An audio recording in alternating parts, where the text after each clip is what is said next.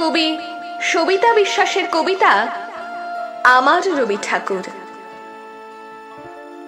আমার রবি ঠাকুর যেদিন প্রথম আমার বাড়িতে এলেন সেদিন ছিল তার জন্মদিন। তিনি তখন খুব ছোট্ট, এইটুকুনি। তাকে বসিয়েছিলাম ছোট্ট একটা টুলের পরে। উঠোনের কোণে বেলি ফুল গাছে প্রথম ফুল ফুটেছিল। সেই ফুল তুলে তার পায়ের কাছে রেখে প্রণাম করলাম। কি যে খুশি হয়েছিলেন।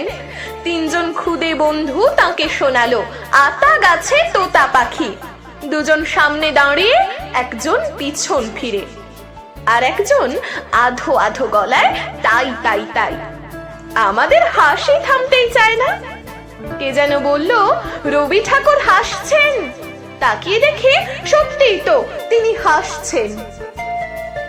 তারপর থেকে বছর বছর প্রতি বছর তোমার জন্মদিন পালন করেছি। তুমিও একটু একটু করে বড় হয়েছ। দুর্গাপুজো শেষ হতেই সভা বসে, আলোচনা হয়। পথে ঘাটে প্রশ্ন, এবার কি নাটক হবে? তারপর সেই দিনটা আসে, তোমায় সাজাই ফুলে চন্দনে।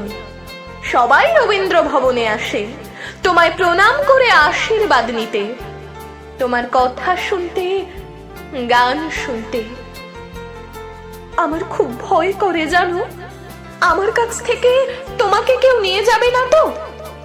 আপনজনেরা যখন বিপদে পাশে থাকবে না, তখন কে বলবে আমার কানে কানে, বিপদে মোরে রক্ষা করো, এ নহে মোর প্রার্থনা।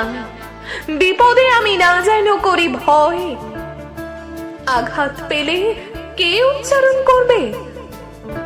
নিজেরে আজ কহ যে, ভালো মন্দ যাহাই আসুক, সত্যরে ল সহজে। রবি ঠাকুর, তুমি আমার, আর কারো নও। তুমি আমার রবি ঠাকুর।